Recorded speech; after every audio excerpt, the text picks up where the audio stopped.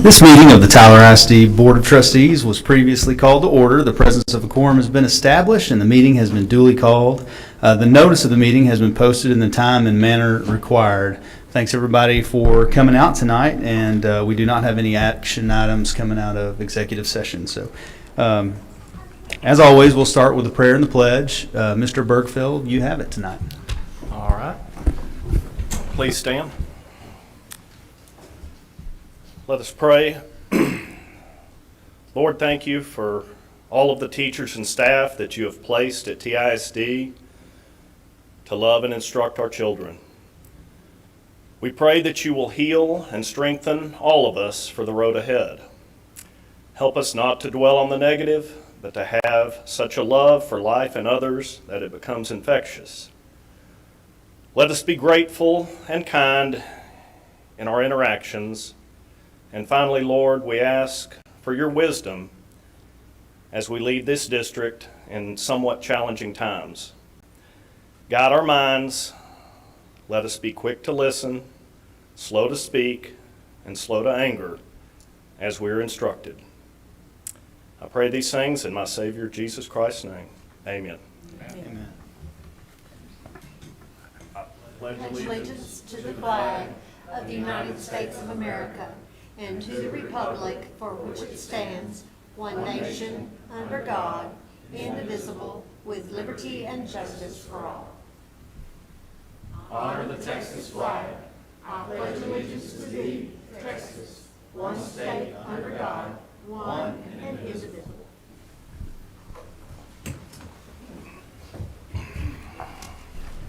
Thank you, Mr. Bergfeld. You're welcome. Okay. As I mentioned earlier, we don't have anything from executive session, so we'll move right on into special recognitions.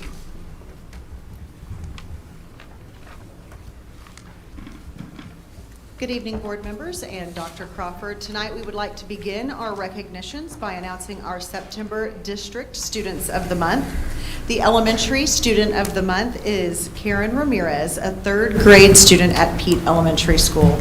And our secondary student of the month is Jessie Espinoza, a 12th grade student at Early College High School. At this time, please join me in watching a brief video about these two outstanding students.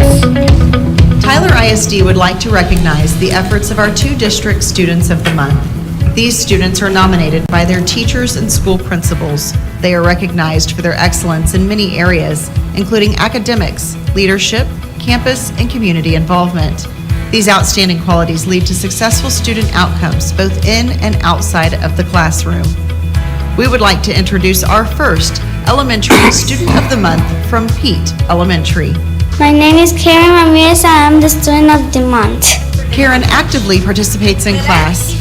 She's a dedicated and responsible student and loves supporting other students in need of help. Well, we are happy to have you to represent Pete as a Wildcat, as a leader, and we thank you for your leadership, and I want you to continue to model for other Wildcats. Karen enjoys school projects and loves to read. She often visits the school library. There's a title in the book that says my favorite book in the whole wide world. She also holds a daily job on campus, responsible for greeting fellow students as they arrive to start their day. It makes me feel proud. Our secondary student of the month is a student at Early College High School. I'm Jesse Espinoza and I'm September student of the month. Jesse is a leader among his peers, maintains a 4.0, and is highly focused on a successful future. Before I got here, I was like, maybe I just get a bachelor's degree. But he's been pushing me to go even further than that. Like, now I'm even thinking about getting a doctorate at some point in my life. Jesse also participates in multiple campus organizations, is the vice president of the Student Government Association, and president of National Honor Society. Being in a close community is probably the best thing here. The teachers are very supportive. They come to you when they see you're struggling, even when you don't come to them. But if you come to them, they are more than welcome to help you. When Jesse is not in school, he enjoys volunteering in the community. You start getting to them, they're always so nice. They help you out. They teach you what they know. They give you important life lessons just in those 3 hours that you were there. In Tyler ISD, we are committed to graduating all students with the knowledge, skills, and habits necessary for success in college, careers, and life. Congratulations to these students for their hard work. Their efforts are being recognized through Tyler ISD, sponsored by Texas Bank and Trust. And tonight, we also celebrate our District Teacher of the Month, Cody Burrell, a high school math teacher at Early College High School. Based on his glowing nomination from Principal Amanda Hortman, Mr. Burrell not only has impeccable achievement scores for the Algebra 1 end of course, but he is also a master at making relationships with his students. He runs the eSports Club on campus, is over fundraising, and best of all, he's always willing to lend a hand whenever needed, no matter the task. He has quick wit, and his Pun Day Mondays are just a few of the things that set him as above and beyond. So congratulations to Mr. Burrell. And this concludes our recognitions for this evening. Thank you.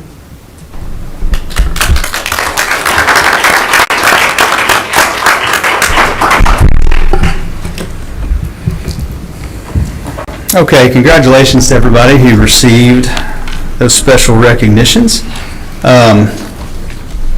Usually we do public participation first, but this meeting we decided to go ahead and put a discussion item on the agenda, knowing we'd have some people here, maybe just to help clarify some things before everybody gave their public comments. So, a little bit just about this particular agenda item, which is discussion regarding face covering protocols as listed under personal protective equipment in the 2021 Return to School Plan. Per board policy, any member of the board can request an agenda item be put on the agenda.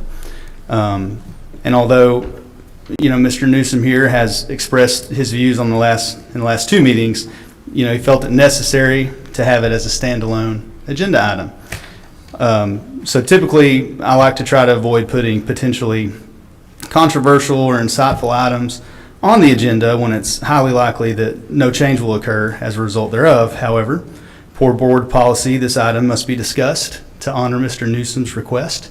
So I'll go ahead and open it up to you, Mr. Newsom, since you wanted this item to be on the agenda.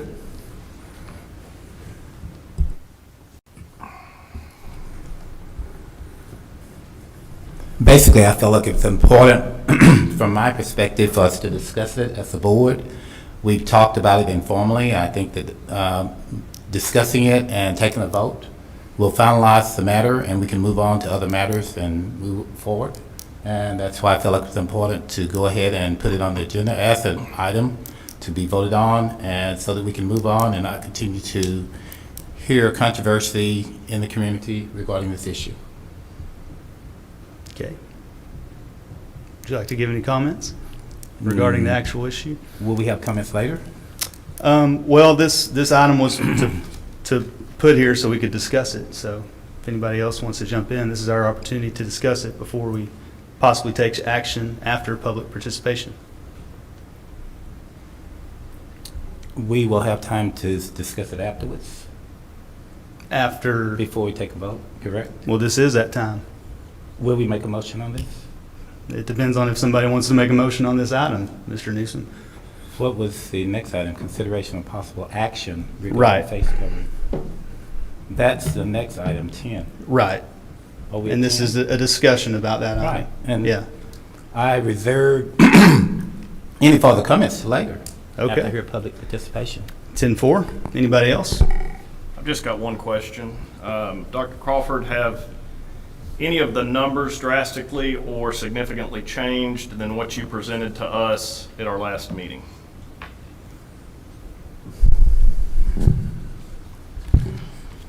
Pull that up. So if you look at the total district, it's 21,500 people. The last 3 weeks, you've had 245 COVID reports, then 228, then 155. So that's 1.14%, then 1.07%, and that's 0.7%. As far as students go, September 6th was reported 286, that's 1.58%. September 13th, that was 286. September 13th was 199, it's 1.09%. And September 20th, which was this last week, we reported 136, which is 0.75%. All right, and enrollment is, Enrollment's 18,100. okay, I don't know what the exact number is today. Attendance is about 92% today, so there's still a 30% little dip right there. Talking to other superintendents across the state, you know, this reporting stuff is not an exact science. You know, not everybody goes and gets lab tested, so we realize looking at that attendance rate number is significant, while we're looking at also COVID reports that come from, you know, parents as well. that's all I've got. Okay. Anybody else have anything they'd like to discuss during the discussion period of this agenda item? Okay. Well, all I've got to say, and I've said it in the last two meetings, you know, I believe that parents should just have the choice to make that decision for their kids. And I think our policy right now is working okay. And the general community is on board with it and okay. If you go to a football game, you can see. So I'm not for mandating any sort of masks. So if anybody else doesn't have anything else to say on that, we'll go ahead and start public participation. Okay. Bob Brewer, first up. How you doing, Mr. Brewer? Oh, you'll be able to tell me in about 3 minutes. Yep, 3 minutes. By the way, we have 11 speakers tonight. I'm going to try to keep this. Yeah. Can we pause that clock there for a second? Hey, we'll start, since you're the leadoff hitter, we're going to start, we're going Okay. to start that over. So anyway, I've spoken on this multiple times in Smith County elected bodies. My background is in chemistry and atmospheric chemistry specifically. Some of my inventions have gotten nearly 100 citations and science citation abstracts. Emission controls on your cars are a result of one of those inventions. I want to thank Mr. Newsom for bringing this up, because we really do need to have an honest discussion, because we are being canceled in the media and many other venues, and school is one of those. Our board president is right. That is our parents' responsibility. That's in U.S. law, the first book that follows Revelation is Declaration, and that's specifically Declaration 1-2, which is God-given unalienable rights to life, liberty, property, and the pursuit of happiness.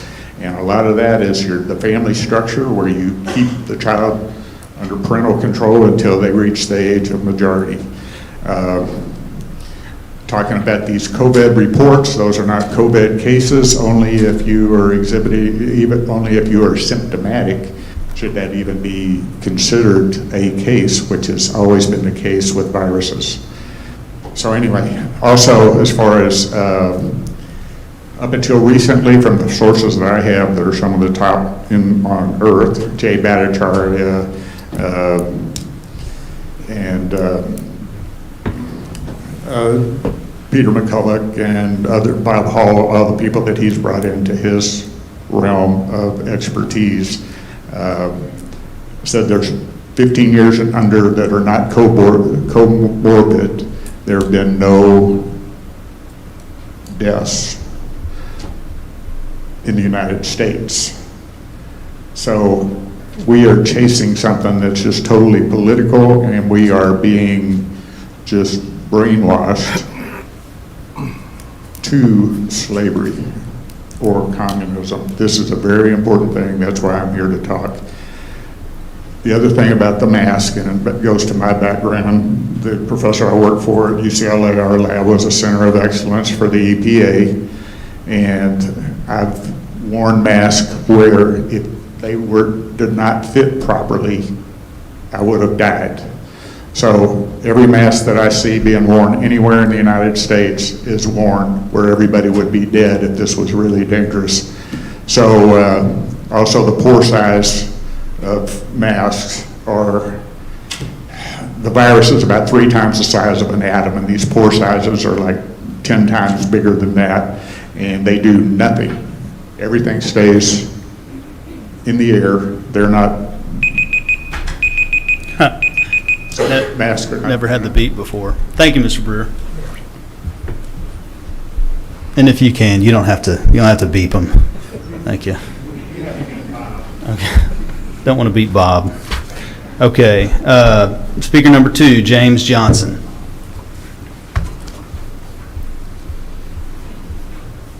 How you doing, Mr. Johnson? I'm doing good. Thank you.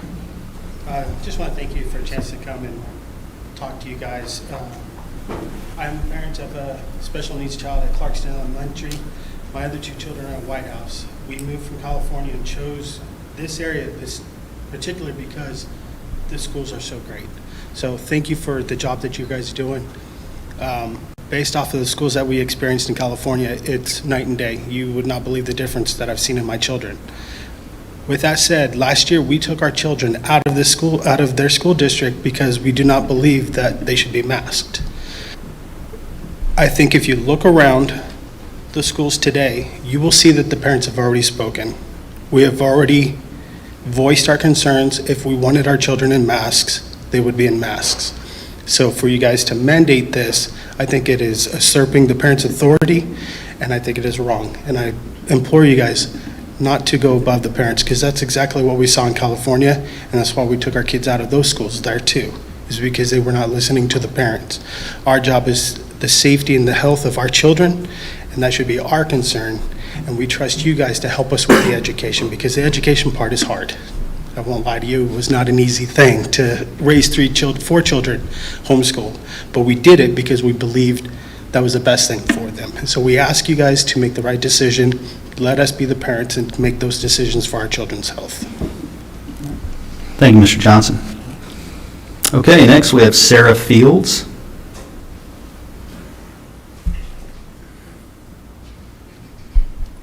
Hi, Sarah. Hi. My name is Sarah Fields, and I'm Director of Advocacy for Texas Freedom Coalition. We're here to speak on 2 issues this evening: the vaccination incentive program passed on the August 23rd school board meeting, and to voice our opposition to the proposed mask mandate for both students and staff members. At the past meeting, Dr. Crawford recommended to the trustees that ESSER funds be used to incentivize Tyler ISD employees to get fully vaccinated for COVID-19 by offering those vaccinated by the fall deadline a $500 bonus. We opposed this for 2 reasons. It violates the medical privacy of all of your employees, and it violates the civil rights of some of them. Our concerns regarding privacy was largely dismissed by both Dr. Crawford and the trustees, and during your public discussion, Dr. Nation asked Dr. Crawford if the vaccination status of employees would be private, and he emphatically assured the trustees and the public that it would be, and this was simply not true.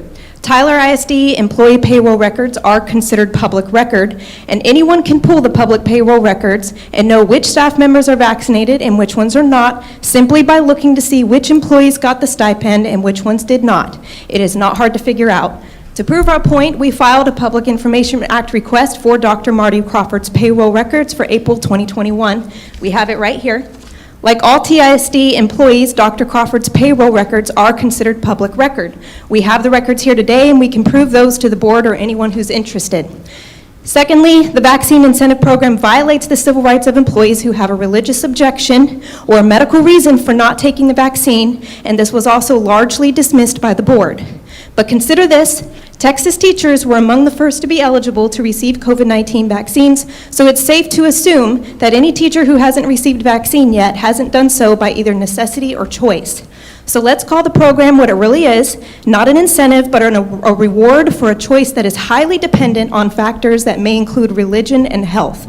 And when you reward one group of people for a medical choice with a bonus, and not those who made a different choice because of a religious or medical reason, then it violates their civil rights. And although members of the board may have the opinion that religious exemptions to vaccinations are a lie, the fact of the matter is that religious exemptions to vaccinations have long been recognized in the state of Texas. In fact, you have students currently enrolled who are legally exempt from vaccinations for religious beliefs, medical, and for personal beliefs.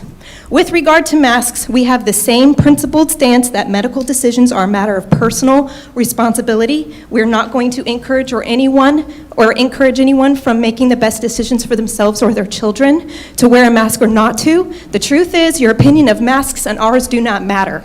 We oppose the district mandating masks for one simple reason: it violates the law. Please stop wasting taxpayer money pushing public health policy that is discriminatory, unjust, and illegal. Not only are we watching, but so are TISD kids. Thank you. Thank you.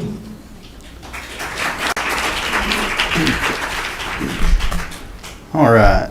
I will remind everybody that we try not to clap or yell or anything like that during our meetings. I would appreciate it moving forward.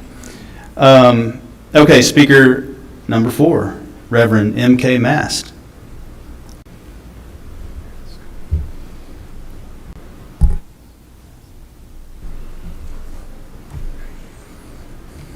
Reverend Mast, how are you?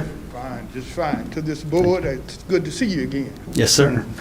We just have one or two comments concerning the masking of our students. First of all, I think it was when COVID first started. It is not to be speculated upon. It is a virus that's going around. It is real. When COVID first started, this board, I think, had a mandate on masks. When things even out, I understand that, of course, we relieved that some. Well, that's fine. But I want to quote what Oliver Holmes once said: "Your rights end where my nose begins." In other words, if you violate my rights, my personal rights to life, liberty, and the pursuit of happiness, you're wrong. If I think that my child can get sick with COVID, and I could say my child at this grade, you know it's my grandchild. If I think that my grandchild will be ill because someone else didn't take precautions to wear a mask, it's wrong. If I think that my child, my grandchild, should suffer maybe even death with the possibility of receiving a virus because you decide you don't want a mask, you're wrong. The mask mandate is not a violation of your rights. If we want to say that, then wearing safety belts a violation of your rights. We have to understand that we are a community. Whether we go up or we go down, we should go up and go down together. And mask mandate is something that is needed in our community to help protect the welfare, the safety, and the health of our children. Thank this board for allowing me to speak. Thank you, Reverend Mast. Okay, we have Jennifer White next.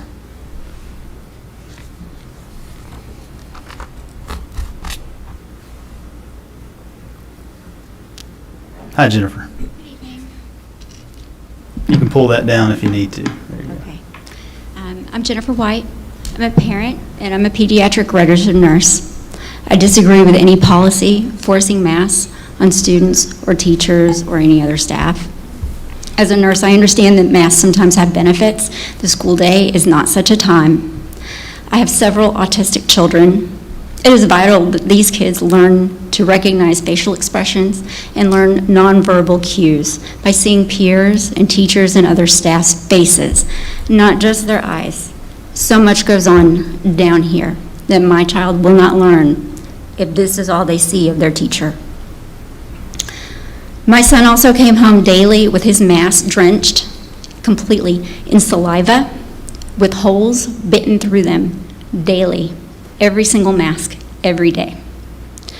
This is not sanitary. It is not safe. Let me find my place real quick.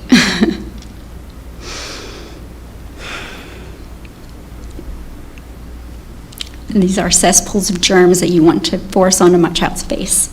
I want to see the actual scientific evidence of the studies that show a benefit before you would vote to endanger my child's emotional and physical health. We want to be able to choose individually what is best for our children.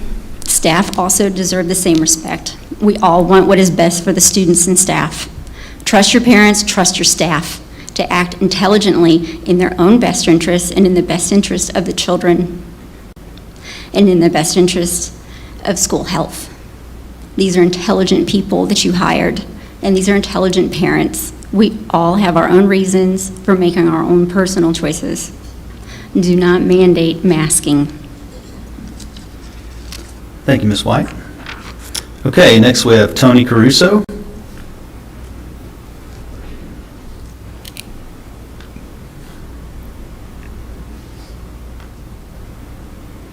How you doing, Mr. Caruso? Good Good evening. Get set here. I'm a citizen of Smith County, concerned parent, and assistant counsel for Constitutional Law Group in San Antonio, Texas. I'm here to argue against the mask. I think the public has spoken. Look at this crowd right here. Very few people are wearing masks. We should be afraid of that if there's a real danger. The data from CDC, and I'm not expressing any confidence in CDC, but let's assume that we're all going by that data. The death rate for school-age children, in fact, the death rate for people up to age 50 is virtually zero. There is no danger of children and teenagers dying from COVID. None. In fact, there is no scientific basis whatsoever for masks. Dr. Fauci has said so before it got real political. Dr. Birx of CDC has said so. The FDA has said so. There is no scientific basis that you can catch a disease if you are non-symptomatic. There is none. There is study after study after study, and I will be glad for any member of this board, if they will catch me after the meeting, to point you to those studies, because I don't believe there's study after study that says that what I'm telling you is true. I will be glad to point you to those. My wife was a school board member for 12 years. I recognize the pressures you're facing, okay? And she still had to swear an oath, and you have to swear an oath to do the right thing according to the constitutional rights of your citizens, okay? Furthermore, there is not only is there no scientific basis for masking kids, which I believe is frankly child abuse, there is no legal basis. It is against Texas law, it is against the Constitution, it is against federal law, okay? I have personally been involved in cases like this. Okay, there's no legal or scientific basis. There's no danger to children. So what is the motive to have masks? It certainly is not for the children, because there's no danger to them. It's certainly not for the teachers, because any teacher was allowed to be vaccinated if they wanted to be vaccinated. And I'll tell you what is killing young people and children, and that's the vaccine. That is fact. It's on record. It's on the CDC data if you decided to check it out. Okay? So I would urge you to do the right thing and let the citizens speak through your vote. Thank you, Mr. Caruso. Okay, Jessica Adams, speaker number 7.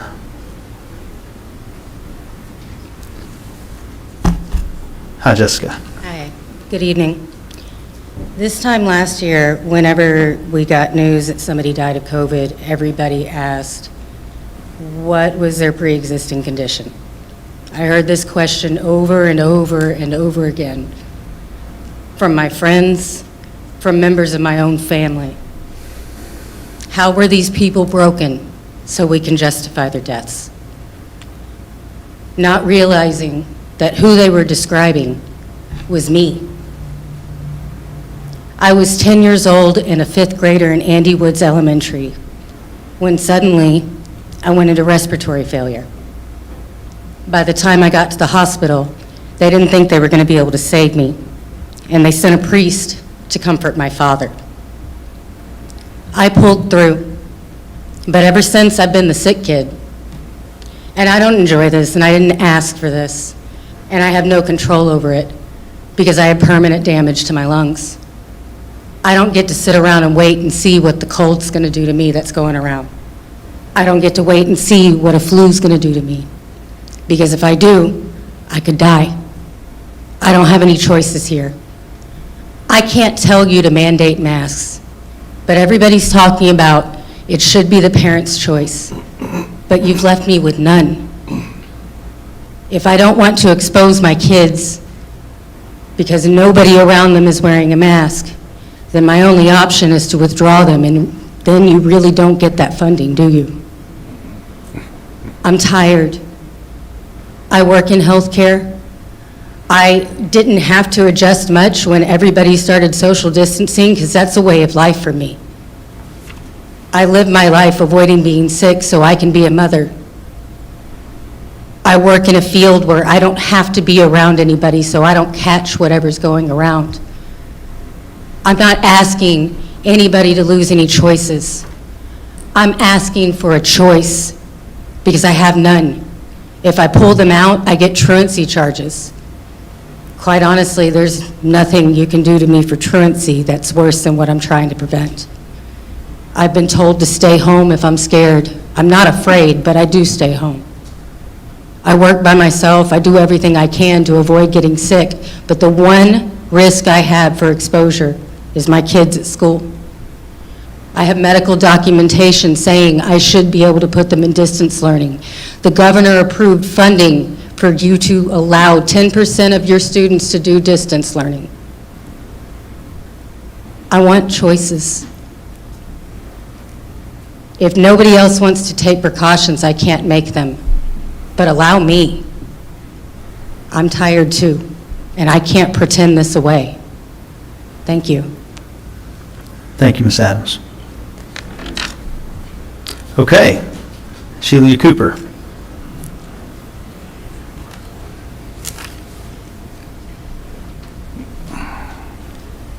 Hi, Ms. Cooper. Hi. My name is Sheila Cooper. I pay a gross amount of money to Tyler ISD in the form of property taxes. Yet I still choose to pay even more and send my children to Brookhill. Brookhill has had no mask mandates ever. I contacted the office today and confirmed that there are 764 students enrolled, with only 5 students currently out with COVID. I know that's less than Tyler's schools, but still, that 764 is a lot of kids running around. As of right now, the TEA numbers are going down, down, down. Dr. Crawford mentioned that, with no mask mandates. There have been no studies proving that masking children works. And in fact, Florida has studies comparing school districts with mask mandates to those without, and there have not been any notable difference in the amount of COVID cases. Masking children causes irreparable psychological issues, social issues, and health issues. Those who want to wear a mask can, no one's preventing them, and those who don't want to should also have that choice, the way that y'all do right now. Tyler ISD does not have the authority to mandate masks due to Governor Abbott's Executive Order GA 38. Many school boards have attempted to circumvent this order and mandate masks anyway, including Paris ISD, who actually changed their dress code to include the wearing of masks, citing Chapter 11 of the Texas Education Code. Attorney General Paxton sent a letter to Paris ISD informing them of their unlawful mask mandate. Paxton said the law is clear and this superintendent knows this, yet he has no issue continuing to waste precious state resources on impossible lawsuits instead of providing for his students. On September 16, 2021, the 6th Judicial District Court issued a temporary restraining order against Paris ISD et al., stating the defendants are prohibited from enforcing a face mask mandate for as long as GA 38 or a future executive order containing same prohibitions remain in effect. A similar order was issued against Fort Worth ISD, and many more ISDs are on the list, including Longview and Chapel Hill. I don't want to see Tyler ISD on that list either. It is evident that if the school board votes in favor of a mask mandate and enforces same, Attorney General Paxton will file a lawsuit and prevail, thus wasting state funds and taxpayer money. Paxton has already been notified that this item is on the board's agenda and to be prepared to file suit. Your vote in favor of this is a vote in favor of wasting all of our money for no good reason. Where will this money come from? Thank you for your time. Thank you, Ms. Cooper. Sorry for mispronouncing your first name earlier. Okay. Justin Egdorf, speaker number 9.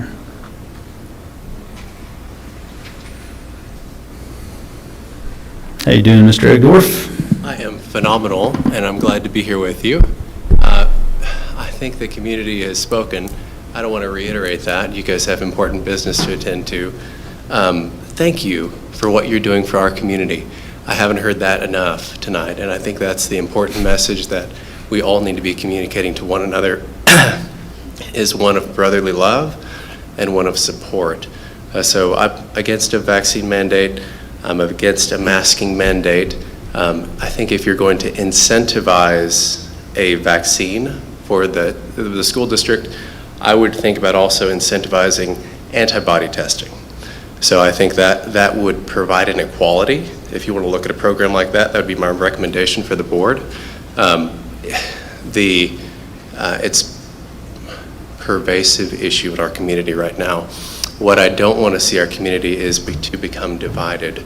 So Mr. Newsom, I appreciate, and I read all of your resumes. My son is in kindergarten this year. So I look forward to actively participating with you in the education of our children as one community united around educating, loving our children, and creating a strong community through raising the next generation. And how we approach these issues as a community sets the model for how the future generation will deal with conflict resolution. So I would also encourage all the speakers tonight, let's have in future agendas, let's get more education on the agenda and less COVID on the agenda. I can't imagine what you guys have been through the last 18 months, so thank you. Just let's have a preferring and a loving one another. And I say that to the community, and I hope that we can each represent that in our roles as fathers, mothers, teachers, and representatives of the community. And thank you. All right. Thank you, Mr. Egdorf. Okay. Speaker number 10 is Joshua Law.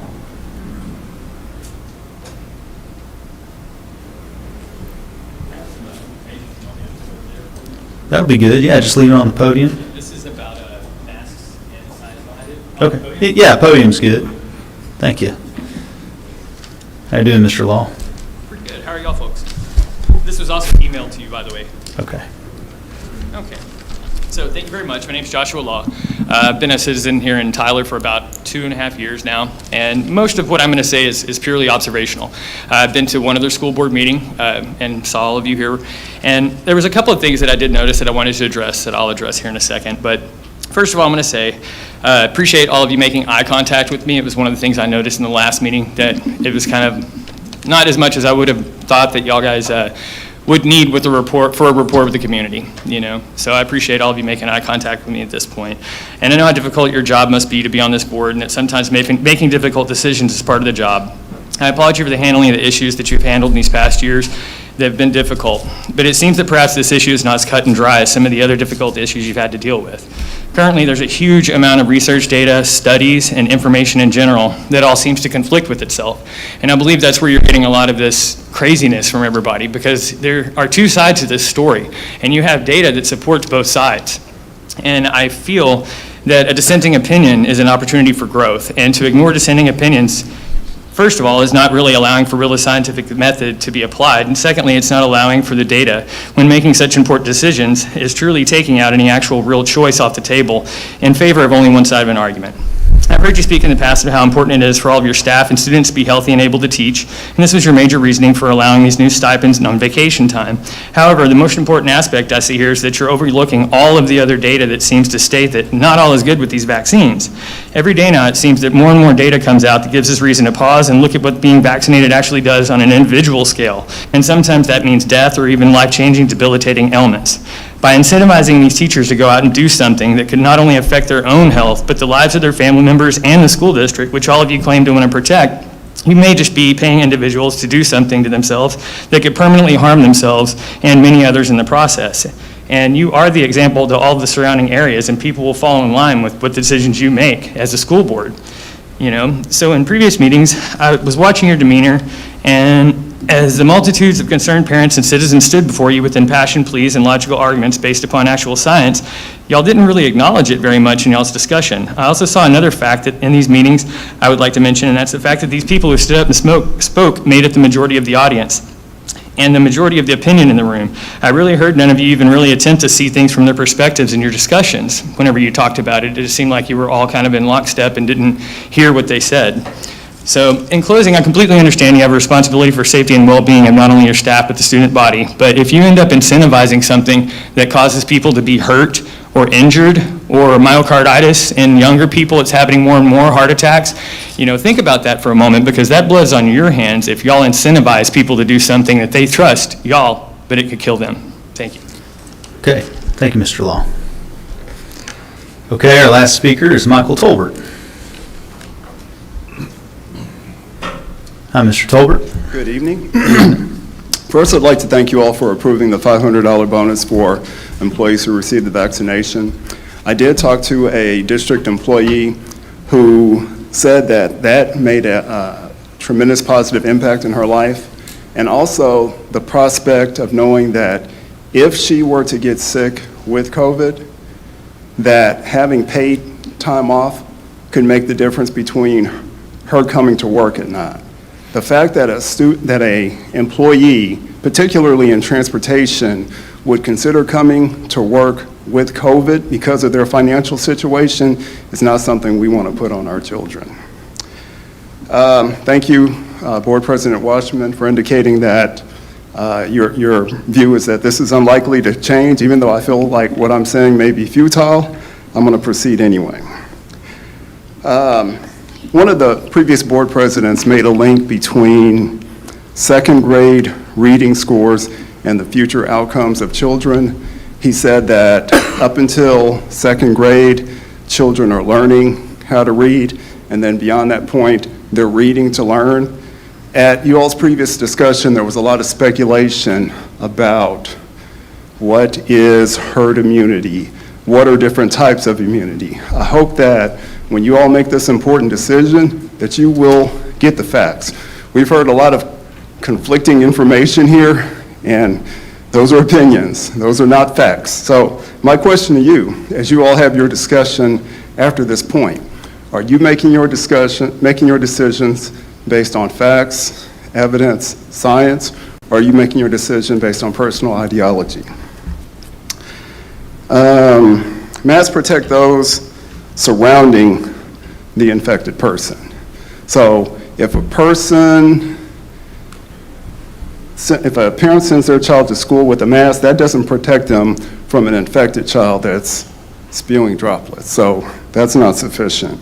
Right now, there was a comment about an observation of the number of people in this room wearing masks. That may contribute to the fact that Smith County is number 11th in the infection rate per 1,000 people. Let's see. Right now, 98% of the ICU beds in Smith County are full. That may be why, because of the practices here in Smith County. So, as you all have your discussion, please be transparent with the public and give us some insight into why you feel like this is the right decision to make, why it's not the right decision, why you feel like this discussion is futile. Thank you. Okay, thank you, Mr. Tolbert, and thank you, everybody, for speaking. So the next item on the agenda is the consideration and possible action regarding face coverings and the Tyler ISD return to school plan. So, would you like to speak now, Mr. Newsom? I'd like to hear my board members speak. I have not heard very much from our board members regarding this issue, and that's one of the reasons I wanted it on the agenda, so that we could each voice our sentiment and state our position regarding it. You may choose not to do so. I will reiterate some of the things I said before because of the setting that we're in at this time, but I would like to hear how my fellow board members feel in regards to the issue as well. It's our decision to make that vote. So. Sure. Any more discussion, or even do I have a motion on this? Do you want the motion before discussion? We've discussed. Okay. If anybody else wants to say anything, they can say it. I'd like to move that we approve a face covering mandate for TISD.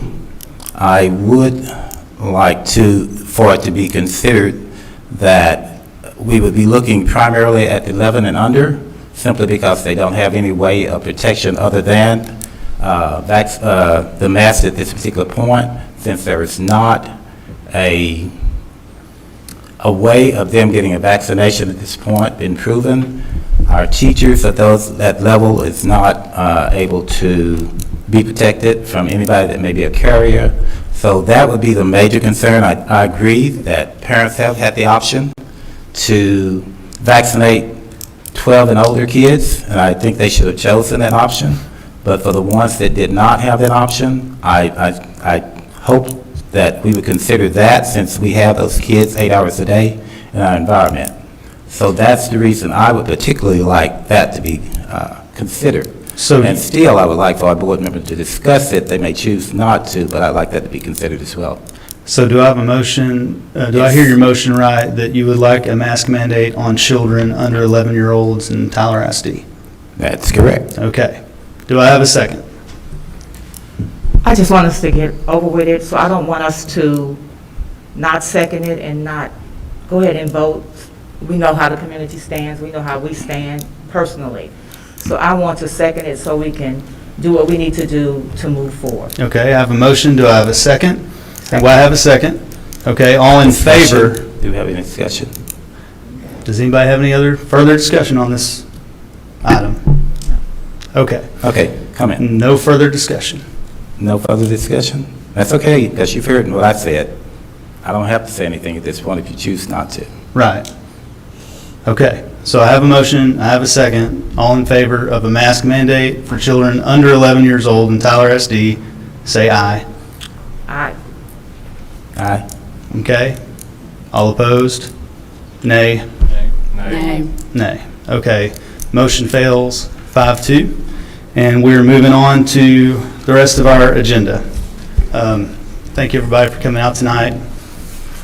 If you're going to leave, now would be a good time to quietly exit or stay, because we have some really, really good data that has to do with education and our AP programs, especially in Tyler ISD. Coming up. Okay.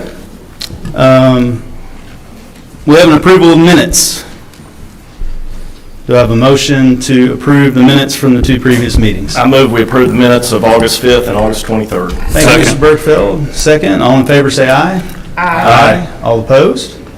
Okay. Ayes have it, and the motion carries.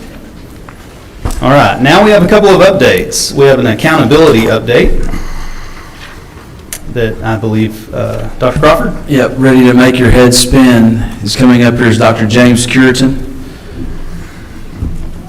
Is he the Lone Ranger tonight? Okay. Dr. James Curitan, Director of Assessment and Accountability for Tyler ISD, is going to give you a little bit of an update about what the future could be for accountability. There's still a lot of fleshing out to do down in TEA, and what your granddaddy's accountability system was is no longer. So here we go, Dr. Curitan. All right, thank you, Dr. Crawford, Board, for giving me a chance to kind of provide an update on where accountability is probably headed. And I'm going to touch a little bit on assessment as well, since that kind of feeds into the accountability picture. So as you may remember, HB 3906 was passed, and it specifically states that STAR is going to undergo some transformative changes. I've listed the changes that are essentially underway in some cases. So for example, moving towards electronic administration of STAR. Obviously our district last year transitioned to that. They've kind of got this short-term plan, which really is by next year, and then a longer term, a few years after that. And so some of these pieces we've already addressed, as I said, about the moving towards an online test, as well as getting rid of the 4th and 7th grade writing assessments, or the independent writing assessments. Moving forward, the writing components will be assessed on essentially all other tests. It'll be cross-curricular now. Some of the other pieces that we are looking forward to, and I'm going to talk a little bit more about, are capping the multiple choice questions at 75% on a STAR test. So now we'll see a cap on that, and we'll see some different question types for students to show their knowledge, and then the cross-curricular content with regards to RLA passages. Longer term, TA is looking at a way to administer STAR over multiple days and potentially even as multiple parts where they can kind of integrate it. Instead of a one-day test, it's integrated throughout the year to provide something of a more comprehensive picture of what students know. So I'm just going to, for a minute, talk about this piece with multiple choice questions and capping that off at 75%, because that's really the part that's going to be, I think, most immediate.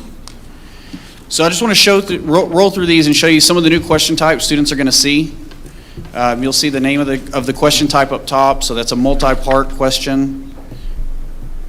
It tells you what subjects are going to see those questions. So for example, multi-part questions are going to be in reading, science, and social studies. And basically multi-part questions like a part A, part B.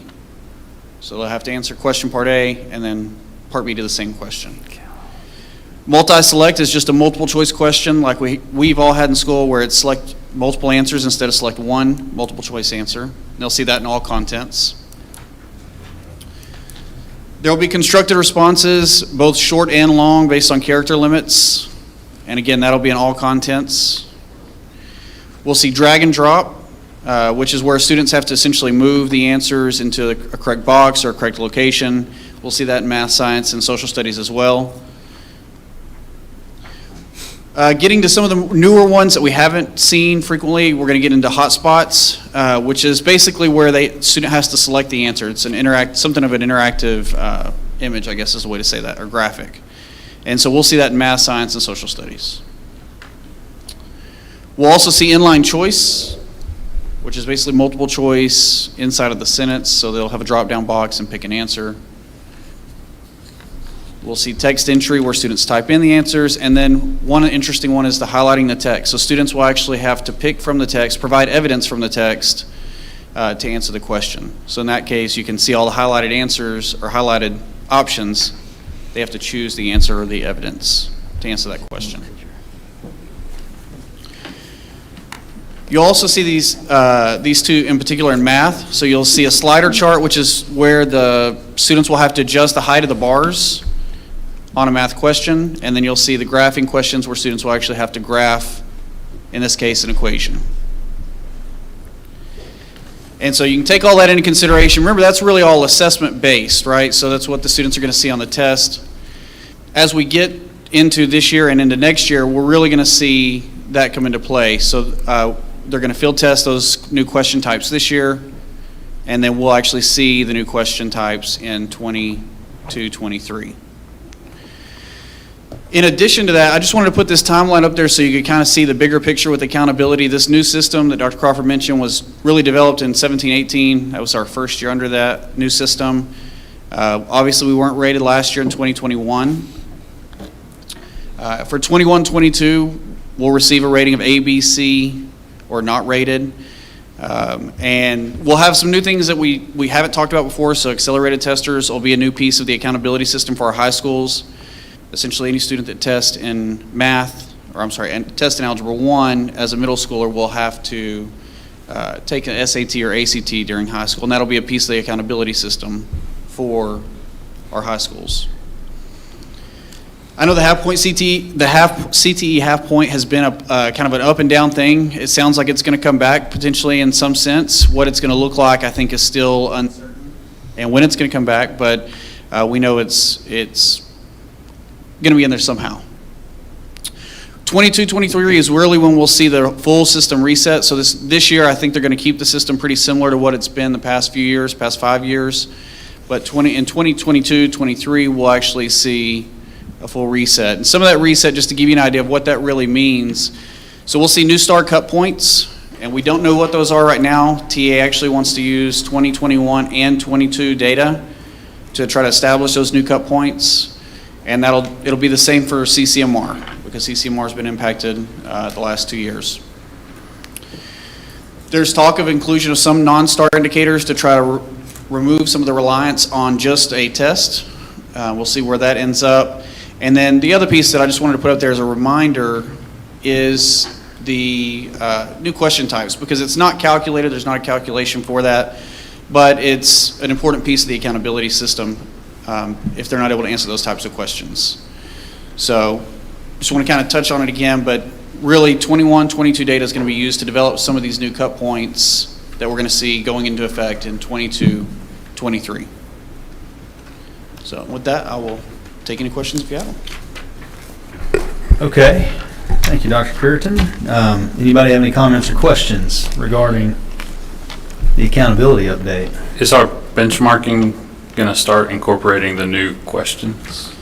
Great question. We actually started on our unit assessments. So our local assessments that we're already giving, we're trying to include at the same ratio, or we're including at least one new question type where we can in the appropriate subjects. And so some of that is we're having to wait on vendors to develop those and make them interactive in our programs, but the majority of subjects, if not all of them, now have they have those interactive questions. Yep. Yes, sir.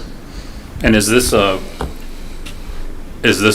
obviously it's good, any sort of information you can get before the SAR test on what's going to change and what isn't is great, but is this atypical to have an idea of what's going to happen in 2 years? I would not say it's unusual. For example, usually we get the accountability manual gets finalized usually in February or March, and then we get our ratings 5 or 6 months later. We kind of have an idea of what's going to show up, but when they redesigned this in 17 and 18, there were some things thrown in last minute that were not expected. So I don't think it's unusual to not get a final answer on everything right away. That last second stuff will happen again. Yeah, absolutely. Yep. It's like saying you're up by 8 runs and, we're going to play 3 more innings. Yeah. And see if the other team can catch up. The English teacher and I were having a little sidebar conversation here about, go back. Can you click backwards? Right there on the highlighted text about how we're going to have to train teachers on how to not teach the test. We hate that. Educators, but you have to understand how to give your kids a fighting chance to get in there to figure this out, because it is going to be different. It's not like taking the TAKS test or the TABS test or the TEAMS test anymore. So we do have an advantage that we've started the one-to-one devices, getting those in our hands more often. I'm seeing a lot of that inside of our classrooms instructionally. I know some of the old school people out there want pencil to paper, and I get it. But here we are.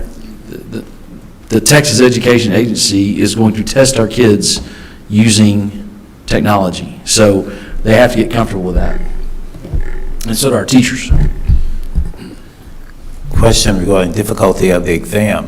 I know that we try to prepare our students adequately for these exams, standardized exams, but I'm always concerned about the individuals that struggle on these type of exams, and adding the technology to it, I think is going to complicate the issue a little bit.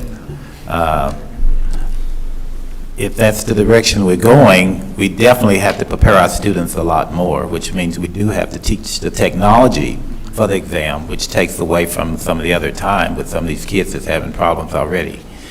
That's my biggest concern is in regards to this. I think that technology's great, but all kids are not ready for that technology and some of them are not doing well with the technology we already have. So it's going to be a much more challenge for those kids. So we're going to definitely have to do something to make a difference and to get those kids up to where they should be so that this technology can be applied.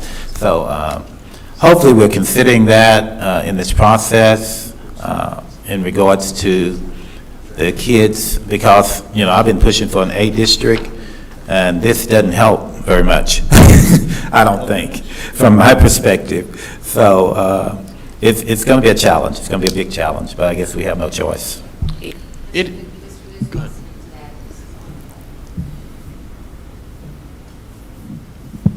So as Dr. Curitan alluded to, I can speak to the specific assessments that we're giving kids throughout the year. So each one of the unit assessments that we're giving the students, they all are online assessments, and they all are including the new item types, so that not only are the kids becoming familiar with the new item types and the old ones, but also teachers are learning new strategies as well to help kids. We don't teach to the test, but we certainly do have to teach test-taking skills, because that's just what's fair.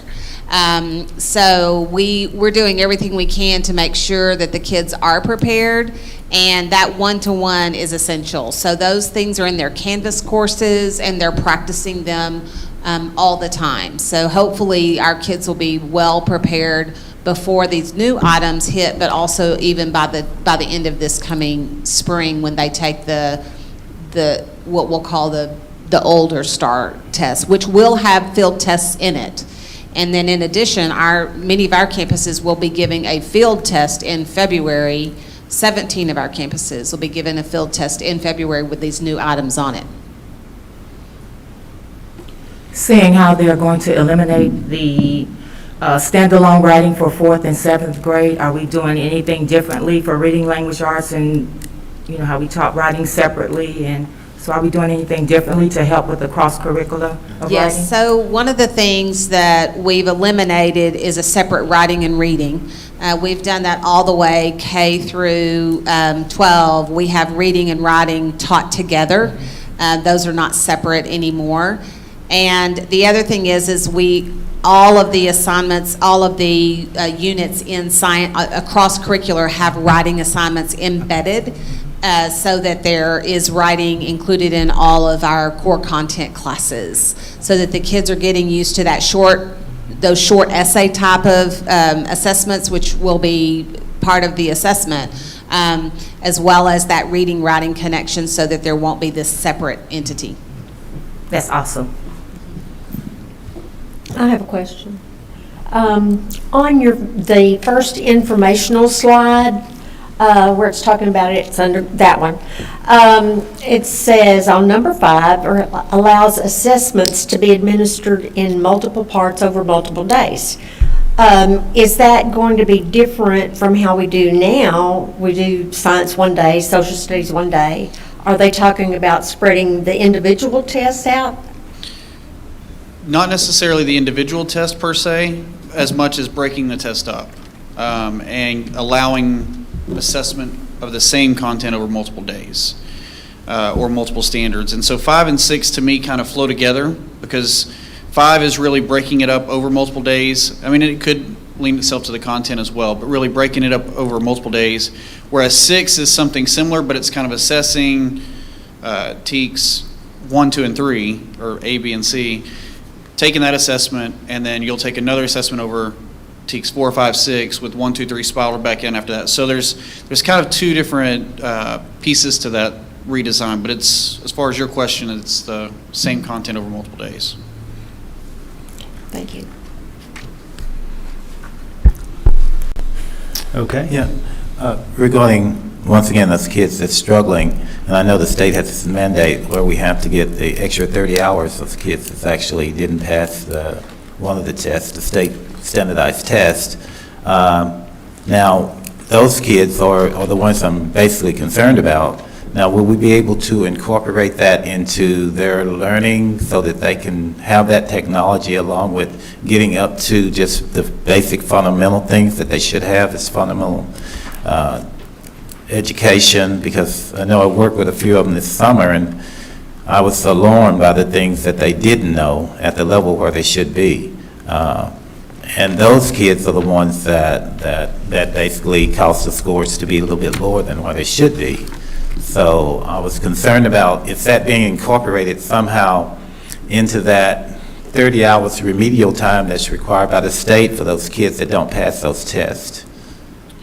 Yeah, so with the 30 hours, there's specific criteria that have to be met, right? So they have to teach towards specific TEKS and pieces of that nature.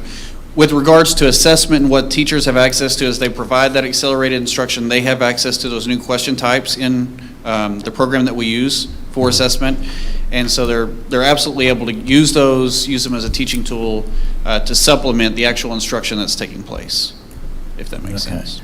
Yeah, to a certain extent. I think that's going to be essential for those kids to get where they need to be able to participate successfully in these tests, STAR tests in particular. The specific resources that we've provided for the campuses that they're using, it incorporates those new test items, as well as it also individualizes, as required by House Bill 4545, the tutoring for their specific standards and their specific areas, gaps. so that we fill those in, but we fill them in a way that will help them be successful and not be in the same situation year.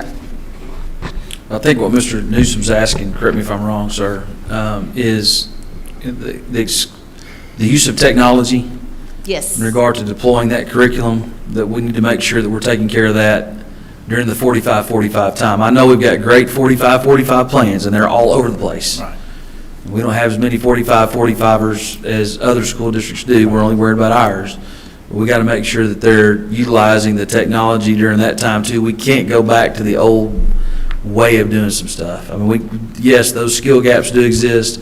The very foundation, the basics do exist. They're non-existent in a lot of our learners that struggle, especially the ones that don't perform on the test. But technology's got to be a part of that too, or we're going to have more of the issues. I mean, technology, this is a big deal. I mean, we haven't even talked about how they're going to score this stuff. They're talking about taking domain 1 and 2 now, and just taking an average, not taking the better of the two, which is probably unfair for a high percentage of low socioeconomic status school systems. If you think it's unfair now, wait till that happens. So, but I think that using technology for tools is where it's getting at. Yes, sir.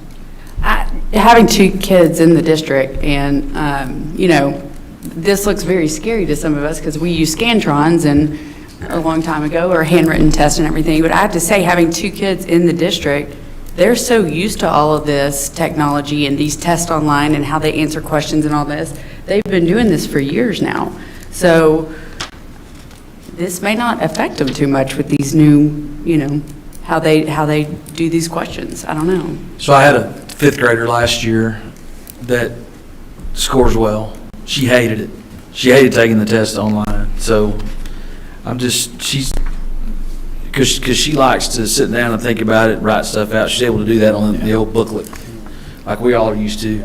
And so she had to transfer that into the computer program, and it wasn't always the easiest thing on a pull-down menu or putting your answer in. So there's a lot of kinks that need to be worked out on their end before we can feel really comfortable about this. And you know, I don't know what psychometricians came up with this stuff, but it's out there, and I don't know if there's other states doing it. I don't know if we're trying to break the mold on this thing or what, but it's certainly a project that has a huge undertaking, and I'm glad we went ahead and did everything we did last spring, put everything online.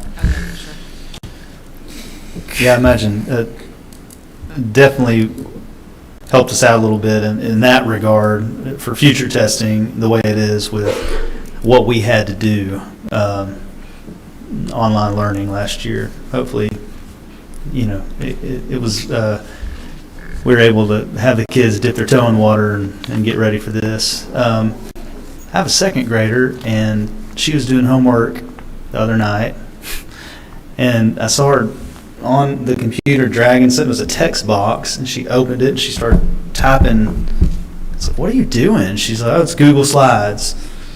She's doing, so I was kind of like, shouldn't you be learning That's how awesome. to write? That's awesome. But, you know, I mean, as long as we're still teaching kids how to actually write, you know, then, yeah, testing, I mean, if it's coming, you know, we better be getting ready for it, so. Yeah, I agree. The technology, I'm Stone Age. But I think that the technology has helped, but I think it's eliminated a lot of creativity in our students and the ability to be able to use their brains to be able to write what they have in their minds on paper. I think the computer has hindered that somewhat, especially in the testing in this aspect would eliminate some of that as far as being able to develop that technique as well. But if they excel, I'm okay with it. If they don't, I'm concerned. My son made a movie on his computer because of school, because school taught him how to do that. I don't know how to do that, and that's pretty amazing, so. And we've always been good with both, creative writing at the beginning of class, journaling. English teachers have always been a creative way to help students get their creativity out. So I don't think that will stop because of computers. We always have that 15 minutes of journal writing and free thinking and writing, so that will still be there. Okay. Well, thank you for your presentation. Thank you, Dr. Good to Karen. know what's coming down the pike as far as testing goes. We didn't get to groan out about spelling and cursive writing. Yeah. I don't know if that's ever coming back. Okay. I know. Without further ado, we have an advanced placement and dual credit update, part of Goal 3.1 that we adopted. Gary Brown is coming to present. Always one of my favorite presentations because the news is always so good. Gary Brown and Joseph Jacks. Usually, y'all like to see them up here. But Gary Brown's Executive Director of College and Career, and he's going to give a report from the wrap-up of last year and then kind of what enrollment looks like this year. It's a little bit of both, but Okay. I appreciate Board President Washington, Dr. Crawford, trustees, I do appreciate the opportunity to share some information with you. Just a reminder of the Goal 3, the College and Career Readiness Goal that the district set. The specific progress measure that deals with AP testing and dual credit participation said that we wanted to see our graduates improve from 21.6% that met those criteria to 30.9% over this 5-year span that we're now in, I guess, the second year, moving towards the third. The baseline was a class of 2018 at 21.6% of the students that met these 3 criteria. Then we went to the class of 2019, bumped that to 33.3%. And the target is broken up into small increments to reach that final target of 30.9. And then the class of 2020, this report is not official until it comes out on the Texas Academic Performance Report that the state will release next month. But Dr. Curitan and I worked with it, and primarily Dr. Curitan, looking through the numbers, feel pretty solid about this projection of where this is going to land for the class of 2020. And then when you look ahead, even into the next report, this will come in the fall of 2022, feel like that will continue to rise to meet and exceed the target. That's class of 21ers, right? Class of 21. Yeah. That just graduated. So it's some lag data in here. So I've got a little of both, and I'll try to remind you of when we're talking about lag data and then present data. The exam passing percentages, the 2 primary things that we look at in comparisons are the percentage of students that are passing AP exams and then the mean score. Taking all of our students into consideration, what is the average? How are students as a whole performing? And so when you look at the passing percentages of Tyler ISD students on their AP exams compared to students across the state of Texas, and that's the whole, these are the top 5 areas in terms of the differential between how our students performed and the state students performed in the passing percentages. So you can see the difference on these 5 exams. And taken as a whole, we took 23 AP exams students did in the district, and on 17 of those 23 exams, you would see a positive differential. Our students passed at a higher percentage than did their peers, and that's all peers. Is that just the public schools? Charter schools, private schools, public schools. Oh, it's all of them. Homeschool Okay. students, Thank you. all students. So our students did very well. Everybody? Everybody. Everybody. One thing I did want to point out on this passing percentage that's not on this particular slide, though, we had 909 AP exams administered last May, and on those 909 exams, 509 of them scored at a 3 or higher, which is a 56% passing rate total. And the state, in literally hundreds of thousands of data points, was at 46%. For all exams taken. If that's just put them all in one big pot and compare, that's not a good comparison, but just to kind of see as a whole how our students are doing. For the new trustees, tell them why the 3 or better is the kind of the mark. This test is scored on a 1 through 5 basis, 1 being the lowest, 5 being the highest. And actual college credit can be awarded.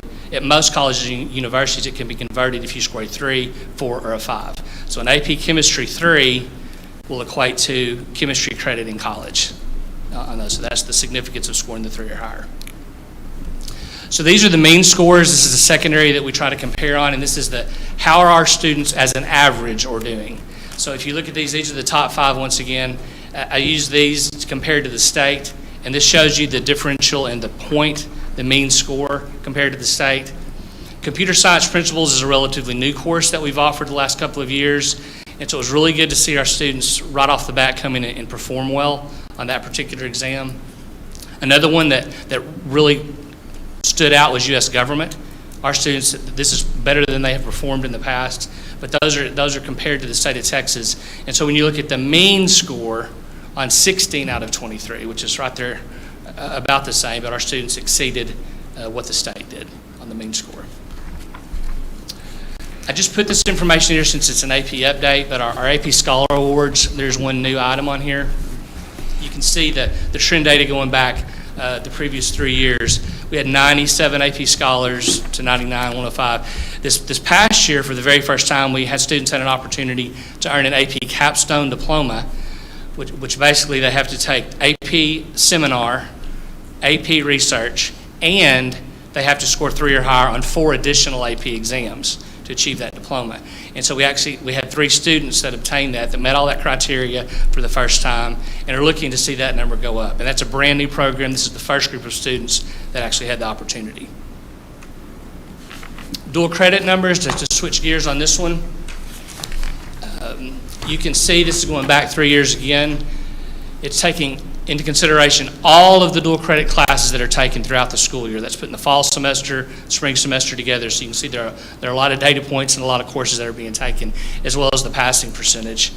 And then this year's data, the number of courses taken, and this is in this 2021, looking at last school year, you can see that number dropped.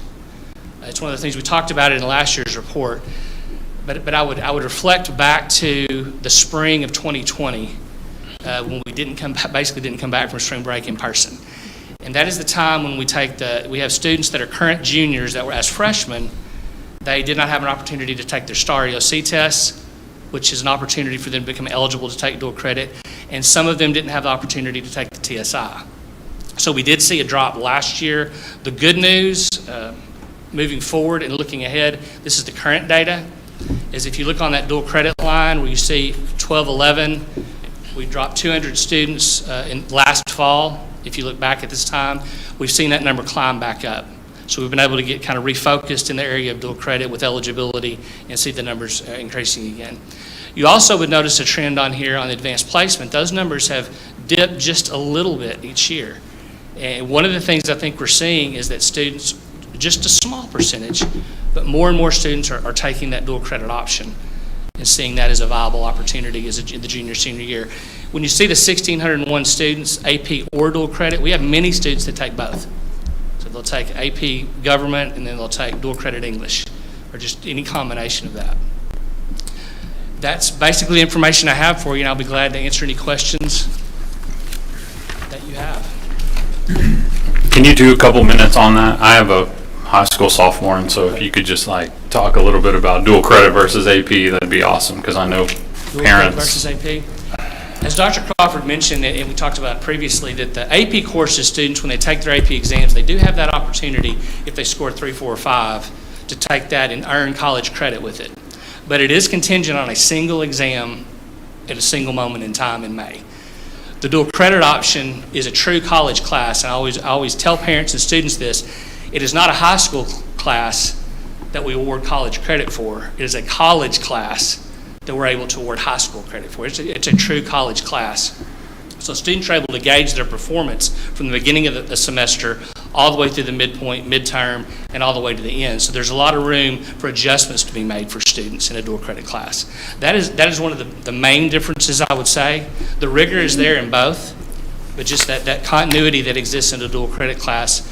I won't say that anything is a sure thing, but you're more likely to see progress and success. You saw the passing rate of those. We're 56% passing rate on AP exams. We're at 90% passing rate on dual credit. And as you get down the road, it's all about getting enough hours to take with you. And y'all know where my heart lies on that stuff. So, I mean, dual credit is certainly a much more viable opportunity now. Now, you start taking AP, those are some incredibly talented students that can go in there and score a 5 in BC calculus. Those kids don't need to take dual credit. But if you're going to be a history major at Baylor, go take as much dual credit as you can. Pair that with the TJC Promise. We didn't even talk about that today.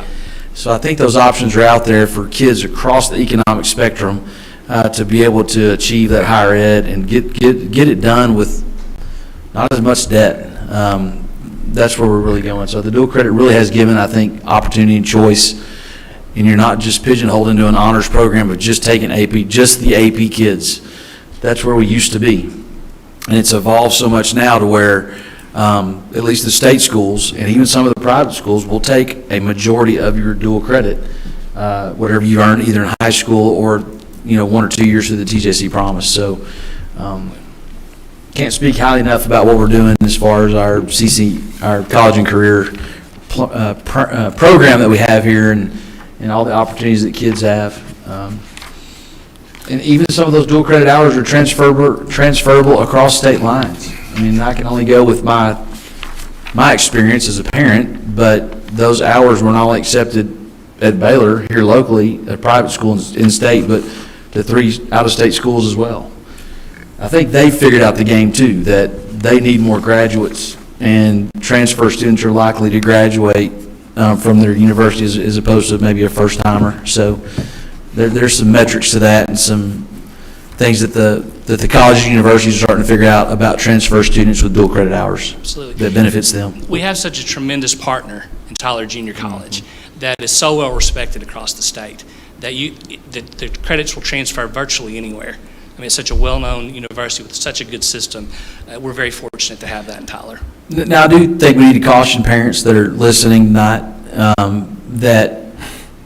within certain majors, sure, there may be certain schools may say that if you're going to be an engineering student at A&M, that your physics that you took at Tyler High School, you might need to take our physics at A&M. We'll figure out a way maybe to plug those 3 hours in somewhere else as maybe an elective course, but don't think if you're going to be an engineering student or maybe a medical student, if there's any type of equivalent there, that's going to happen. So, but again, BC Calc students that make a 5, they'll take that and I think plug you right in at A&M or Texas. Yes. If you choose to go to Texas. I'd like to applaud you on the results of this. I always look at the target that we set for our kids based on our goals that we have established, and we've blown it out of the water based on the things we had established, and I think we can do that on all of them. I told Dr. Crawford this several times. I think TISD does not pat themselves on the back enough and don't publicize enough the programs that they have within the district, because we are an excellent school district. We do have some things we need to improve on, and I remind them of that as well. But I think that academically we are doing extremely well, and as the results show, that we're exceeding the average in the state of Texas, and I think that we are very capable of doing that in other areas as well. So I think that we are doing a great job, and we need to let people know that. Like you mentioned, the charter schools and private schools, we're excelling over those, but do they know that? I just want to say, having had 2 go through, as a parent, y'all really are doing a great job. If I hadn't, both of mine kind of did a little bit different. Andrew had a lot more dual credit. He had 24 hours when he got to college, and it's been great at a private university. That's handy. My second one did some dual credit, but really took some of the AP exams in the courses that he really loved. And then he got into them and did well on the tests. So you just kind of have to feel your way with each kid. There's not an exact way to do it based on their personalities, but we have great options in TISD. Every time you come up here, I always say it, I'm so happy that, in comparison, for whatever reason, we're always in other areas lagging behind the state, and it's like, why? But on this particular deal, we blow the state numbers out of the water, and I just love it. I'm so proud of our kids. I'm so proud of the teachers that instruct them so well, and that our high performers are outperforming other high performers from other districts. That's something to celebrate. So, no substitute for top-notch teachers. there you go. Yep. I agree. Well, thank you, Mr. Brown. Thank you.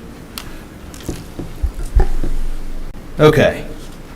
Moving on to our business, legal, finance consent agenda. We have an amended budget, and then we have approval of stop-loss insurance. Take that one at a time, or just go ahead. Do I have a motion on? I move that we approve the consent agenda, business, legal, finance, consent agenda. Thank you, Items Mr. A and B. Thank you, Mr. Burkeville. Do I have a second? Second. Okay. All in favor, say aye. Aye. All opposed? Ayes have it, motion carries. Moving on to our curriculum instruction consent agenda. We have two items here. We're going to pull item B and make just an individual motion on that. So really, there's only two items, so we'll take them one at a time. Little comment about A real quick. Yes, yes, sir. Senecor, guys, Deputy Supes, Assistant Supes, correct me if I'm wrong, that is the drug counseling that we have if we wind up having a kiddo have to go to DAEP for that issue, or with our athletic testing that we do. If a student athlete pops up, that is one of the requirements that we do have, is they've got to go through some Senecor counseling. So I always want to remind the public that's a pretty important thing for us. If you're in extracurricular activities, we certainly have higher expectations of those students to not mess around with that stuff. But if they get in the gym, we do have ways to support them, just like we do with all of our students that get in that type of gym and maybe have to go to DAP for whatever reason. Okay. Thank you, Dr. Crawford. Do I have a motion on item A? Motion to approve the agreement with Senecor Foundation. Thank you. Do I have a second? Second. Okay. All in favor, say aye. Aye. All opposed? Ayes have it, motion carries. Now on to item B, which is a memorandum of understanding with UT Tyler for college readiness. Okay. So these are college readiness coaches on campus. They're not athletic coaches. These are folks that actually coach you through the process. And UT Tyler has a grant to where they can deploy those individuals out on our campuses. This actually has to do with the contract, and we're actually pulling this and asking y'all to make an adjustment to have legal take a look at it, much like we did with their student-teacher agreement, to make sure that they're properly insured to come on our campuses. Okay.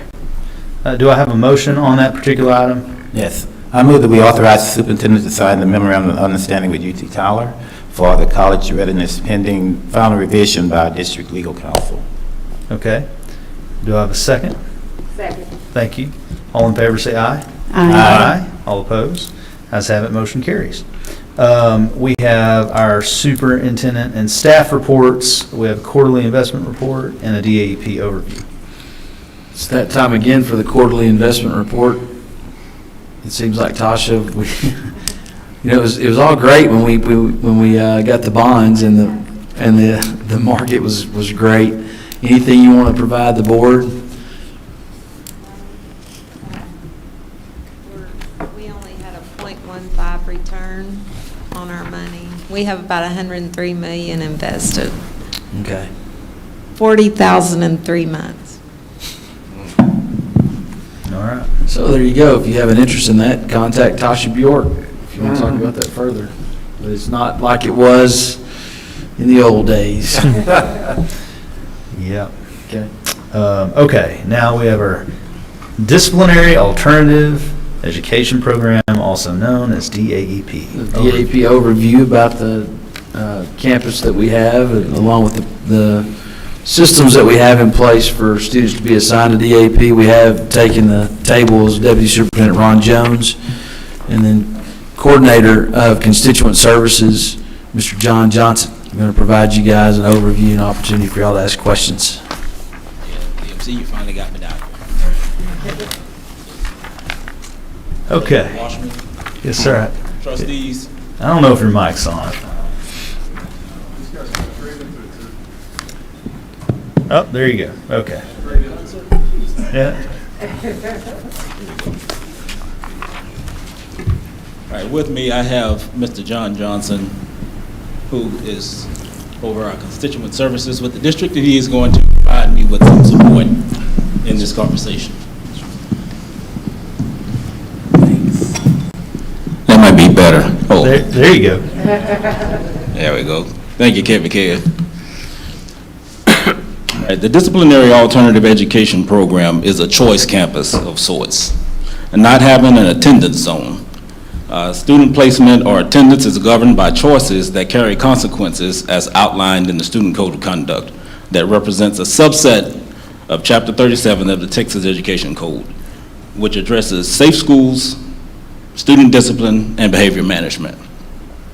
Having an effective DAEP program permits campuses to focus heavily on quality Tier 1 instruction and focusing on successful student outcome. A student's length of stay at the DAEP is determined by the offense and impacted by the student performance and programmatic completion. Each placement hearing concludes with an opportunity for timely parental or guardian appeal handled through Mr. Johnson and constituent services. Typically, the number of students enrolled at DAEP increases as the school year progresses. Additionally, restorative practices founded on Stephen Covey's Leader in Me, 7 Habits of Highly Effective People, are integrated in the DAEP program, just as they are across the district. Mr. Johnson will speak briefly about some of the other social emotional supports provided in his presentation. Okay, to the board president and superintendent, rest of the board, thank you for this opportunity to address you tonight regarding this, and I will be brief, although that contradicts the fact that I'm a Baptist preacher, but I'll do my best. But in regards to DAEP, if we want to take an honest look at it, we have to look at where we've come from. When you look at where we've come from, prior to Dr. Crawford and this wonderful administration that I have the opportunity to work for, we were experiencing at that time a lack of consistency. We had campuses and classrooms that were really being affected by the discipline in those rooms. And so our superintendent mandated us to restore the sanctity of the learning environment, to make sure that kids had a chance to come and be educated without fear of disruption and misbehavior to that extent.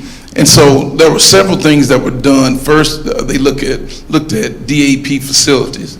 And through the assistance of our board, they did things to make sure that we had adequate DAEP facilities that would not just house our students, but also give an environment that was conducive to them receiving appropriate instruction as well as intervention. The other piece of that was we revamped the student code of conduct. Of course, keeping, with what the state mandates for us to do with our student code, but he also tasked us with researching, looking at other cities, other demographic groups that mirrored what we have here. And so we were able to do that. And so we have an inclusive student code of conduct that addresses and takes a lot of the guesswork and opinionated actions out of dealing with discipline. If you look at monitoring disproportionality in placement, we can start, by the fact that we first have an approach where we are working between departments with consistency, using the resources, using the know-how, using the special abilities of staff.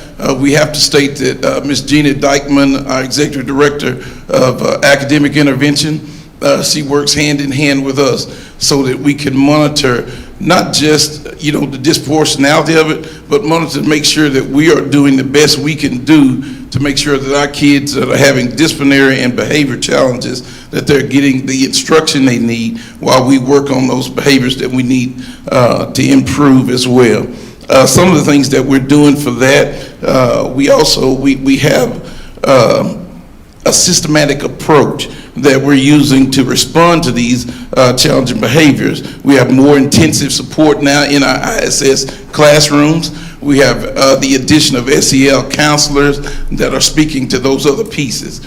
Let me just go back to that one for me at the bottom. Okay, just to hit this quickly, for the flow of disciplinary infractions to consequence, one of the reasons that we wanted to discuss this is because oftentimes there is a sentiment that is expressed that, there's a lot of opinions and things just happen. But with our student code of conduct and the way we conduct ourselves, when there's a disciplinary infraction that happens in a classroom, for example, our first possibility that we hope happens is that classroom management is able to address it. Oftentimes, classroom management cannot be enough because of the severity of the offense. And then other things come into place. So then you will see an actual referral that's created. The student is sent then to the assistant principal, and you will see discipline consequences given in accordance with the student code. One of the things that's key for us to acknowledge here as far as DAEP, we have cut out a lot of the wiggle room. When a placement comes to DAEP, you can be assured that it's been vetted, it's been staffed, and that student is going to DAEP because of the nature of the offense and what oftentimes the law says or the severity of what the offense is. Okay, I'm sorry. Okay, now in terms of the current DAEP environment, we have to look at the fact that we are not warehousing young people. We're not throwing away young people. These are students who are facing disciplinary challenges, but those challenges are so significant that they impede the ability of instruction to go on at the comprehensive schools. So with that being said, we have a commitment to make sure and ensure that those kids are educated in the best possible measure, that there is no drop-off between attendance at DAEP from a curriculum and an instruction piece. Of course, there's a drop-off when you look at no extracurriculars and no other opportunities, but that's part of what the attention grabber that helps, get us back to where we need to be. When you look at the DAEP environment, you look at now that we have these relationships with both Senate Core and with Next Step, which now will ensure that we will have we will have counseling available to those students Monday through Friday. It will address a gamut of counseling needs and social and emotional deficiencies, but we will have 5 days worth of counseling. And it will also be joined with incentives for parental participation, things that Mr. Jones has worked on to encourage parents to be stakeholders and be active participants in what's going on, as well as the rehabilitation. We cannot leave today without acknowledging the accomplishments of where we sit today. As a district, TISD has been recognized by TEA for our efforts of dealing with significant disproportionality. And that is in direct correlation to the ability that the superintendent and administration have given us to get in front of campus principals, to be able to do trainings with APs, and then before they make discipline decisions, we're able to have staffings and be a resource for them. We don't circumvent the authority of campus principals, but we are there as a resource and a support, because often in the heat of battle, you don't have time to read the code. But when they call me, I'm able to stop what I'm doing and read the code and ensure that we police ourselves, because our premise is that we don't need a third party, some other agency coming in to correct us, when we can look at ourselves, have those difficult conversations, and then be successful. And I think that's been validated by TEA coming in and inviting us to speak on what it is that we've done to have the progress we've had. And one of the things I'll leave you with this last stat, just to show you the accomplishments of what our communication and training has happened. We have a decrease in disciplinary referrals at all campuses. Number one, with elementary schools, we've decreased from 1,066 the previous year of 1920, and now with 2021, we've gone from 1,066 to 525. So almost cutting those disciplinary referrals in half. The secondary decreased from 3,321 down to 2,335. And so what that tells us is that this systematic approach that we're using is working. And not just us, we're not just recognizing it, but the state of Texas is recognizing it as well. Amen. Any questions from anybody? I've got a few comments. Thank you all. If you have not been over to DAEP and taken a tour and gone through a day over there, you need to. It is incredible what they're doing to try to help young people through discipline. And I mean that in that, as a business owner, if you don't have self-discipline, if you don't understand the concept of discipline, you're unemployable, and that leaves you in a pretty bad place. And I can just tell you that what they are doing over there, and it's hard.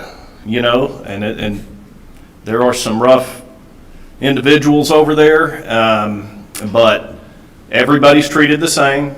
Everybody has to go buy black sneakers, and you know, you have to have a belt and your pants have to be worn. You don't have the option of the freedoms to be an individual.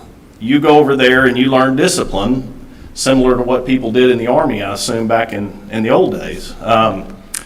So great job. We are trying to change lives and intervene. We're not just housing people, you know, just to get them out of the classroom. So that's the hard part. I know it is, because a lot of those kids aren't real interested in learning, but you're making a difference, and the people you have over there are making a difference. So that's great.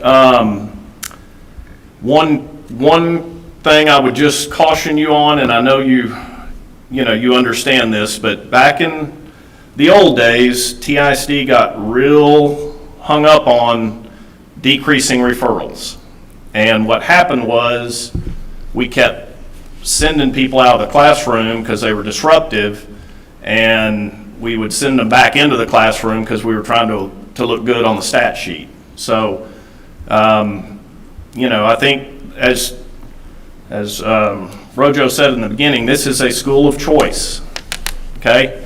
Your actions have consequences, and so don't get too caught up on bringing that number down to nothing. I mean, if you're doing it the right way, that's great, but I just can tell you, at some point in the last 20 years, that wasn't the case. We were caught up in trying to make our numbers look good. So, thank y'all for the presentation. I really appreciate the presentation because I've had a number of people call me complaining about the DAEP and that kids were unjustly referred to DAEP without, the proper process. And I refer them back to the student handbook. The student handbook basically put most of the authority on the campus in dealing with these situations. And in most cases, just for one-time event, what can they do one time that would require them to come to the DAEP? What is it, the things that they do? If right. you think in terms of mandatory, it would be drugs, Right. alcohol. Right. Oh, I'm sorry. It would be drugs, alcohol, those are mandatories.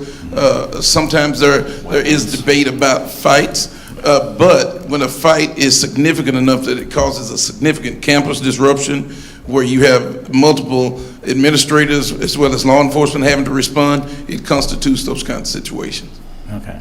Because from going back and looking at the handbook, there's a process on the particular campus that they should go through, like the placement review committee, where they have to determine if the kid's put out of the classroom, whether they go back in that classroom or not. They have in-school suspension, which is on campus. They have out-of-school suspension, which is at the campus level. All this stuff should occur before they get to DAEP, correct?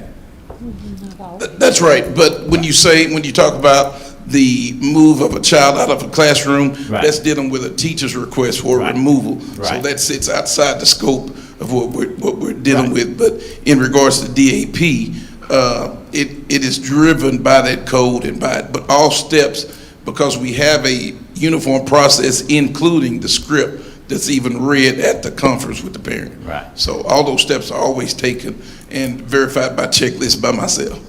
So from my understanding is that no parent should be caught off guard regarding their student coming to DAEP unless they do one of the things you mentioned beforehand, right? Exactly. That's right. We don't like out-of-school suspension. I'll just say that. So we try to do what we can with ISS before we do that. There's really not a ISS, then OSS, then DAP. Because a lot of the special ed stuff that goes along with it, taking them out of a school environment, so that's one of the worst things you can do on a special ed kid is out-of-school suspension. So we try to, it is allowable. Right. We just don't like it as a tactic as opposed to in-school suspension. We try to keep them on the campus when we can, but remove them from that classroom.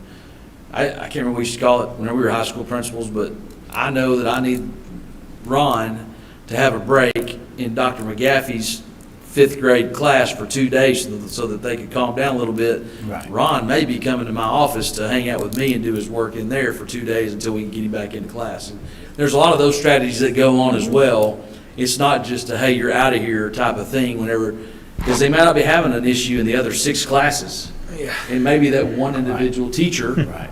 if they have a personality conflict, people just need to cool down a little bit. And so there's strategies that are on the campus that are even outside of this that they're deploying, which very encouraging from principals as well. So, And I think that's the point that I want the public to realize, is that nothing happens without the parents being aware of the status of their student within the district. In most cases, it's not a one-time incident. It is something that has been repeated. Even with in-school suspension the parents, aren't they notified? yes. Now, Okay. if it's violent and it's first time, Yeah, okay. we don't We mess covered around with that. Right. And we shouldn't. There you go. But, Okay. but the things that I get sometimes from individuals that call me, they make it appear that those students were placed there unjustly, and that we have not followed through this protocol in regards to Yes, sir. what's been done. Yes, sir. And I really appreciate Mr. Johnson coming and explaining that process, so maybe they will understand that there is a process that we go through before we refer them over there, and it is monitored. Absolutely. It is. Mr. Jones, when you were a high school principal a long time ago, Mr. Bitter, people used to accuse y'all of not following the process and just automatically send them. I mean, it's not a new thing, Oh, is yeah. what I'm trying to say. So we're very aware. We've got Ms. Dykeman's a former high school principal. Dr. Davis is a former high school principal. And that's where most of your stuff comes from, is secondary campuses. So I think that we've got all types of folks with eyes and ears on there, because we don't want that nasty report to come through from TEA or whomever, the feds, or we're on top of it. So absolutely, Mr. Johnson can come up here and vet that we are doing what we're supposed to do. And he's kind of a stopgap guy. He's the clearinghouse. Right. He's the gatekeeper. And he's done that before. He has told an administrator when they're out of bounds outside of the Chapter 37 process, and no, you cannot suspend a kid and do this at the same time without maybe reducing their days. If you did off-campus suspend them for 3 days, well, they're not going for 30, they're going to go for 27. And I have appreciation for that, because I Yeah, think he's the guy. the numbers indicate that there Yeah. were possibly some referrals that maybe shouldn't have been referrals at that time, going from 1,000 to 500. That's 500 kids. So I appreciate the process. I like structure, definitely.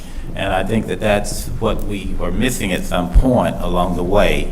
And I can appreciate that we have something in place now to really monitor this process. First timers, what happens if you're a first timer? If you're first timer and Mike? Give you an example. If you're first time with alcohol, one of the things that we have we stress intervention. You know, we have a plan for you to be able to get alcohol awareness, drug counseling, have that apply and be, you know, along with compliance with the program, that you meet your daily point totals. It can reduce your stay, and at the same time give you the tools needed to realize what you're dealing with and to grow from the incident.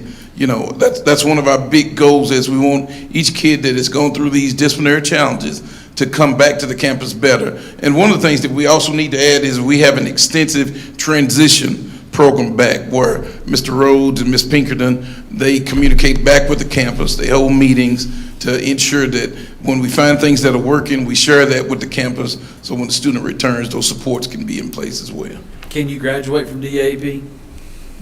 Can you spend your entire educational career at DAEP? Yes, you can. You can? But you don't want to, given your... Have we ever had a kid do that? No, because what we end up doing is transitioning to RISE for our students that are long-term with a different kind. Okay, I'm just answering a question that has been said at that podium. Can they we don't hold a graduation ceremony for kids from DAEP, do we?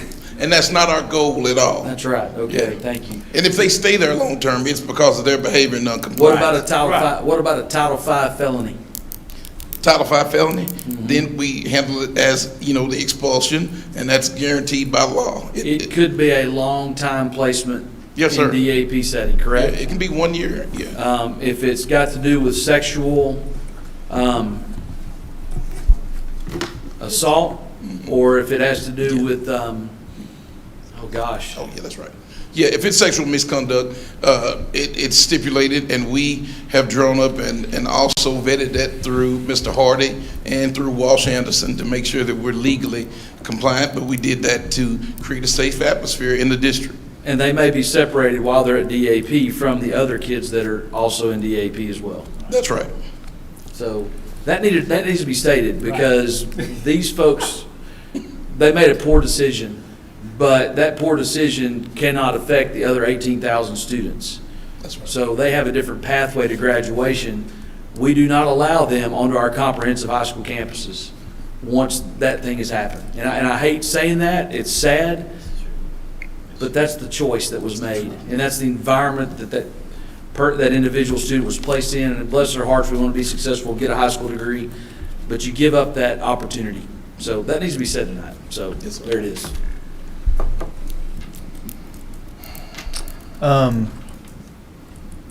Yeah, I've been over to DAEP a few times in my day, not as a student, but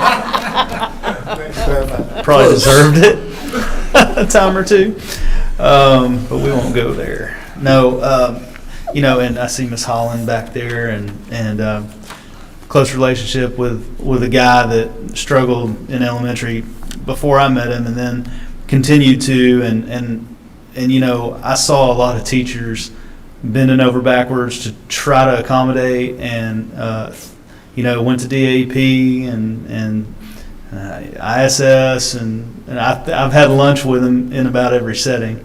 But I do want to state that I appreciate the staff who works with all these kids and really cares. It takes a special person to be over there at DAP and care for the kids that end up there. And you know, Lord willing, those days are behind, you know, the young man that I'm talking about. But I do just want to give a shout out to everybody who's on staff over there and really working with our kids, just to not house them, as y'all said, and really try to work with them and just work on maturity. You know, it's so much to do with maturity and decision making. So thank you. I do want to thank the board one more time for the decision y'all made now 6 years ago to move it from this facility to the old Pete. It's so peaceful over there. It's kind of an outdoor campus. I think the facility really does add to the culture that we try to get. The classrooms are huge compared to what you had in here. And it also allows us to fulfill the consequences as opposed to trying to offload them earlier so that a new batch comes in. We just didn't have space over here for that reason, and to spread kids out. That there's nothing worse than kids that have sometimes behavior challenges than to pack them in. It's sardine theory 101, right? So thank y'all for doing that, because it's really helped us, I think, more than anything, as opposed to when we had them over here. Yeah, you can almost social distance over there. You can. A lot of light, good thing. a lot of natural light. It's quiet over there, except for the train that rolls by. But thank y'all. Okay, well, thank you for your report. We do appreciate it. Thank you. Moving on to future business, we have October 7th workshop, October 18th regular meeting. And other than that, I'll take a motion for adjournment. I move that we adjourn. Thank you. Do I have a second? Okay, all in favor say aye. Aye. All opposed? Ayes have it. Motion carries. This meeting is adjourned.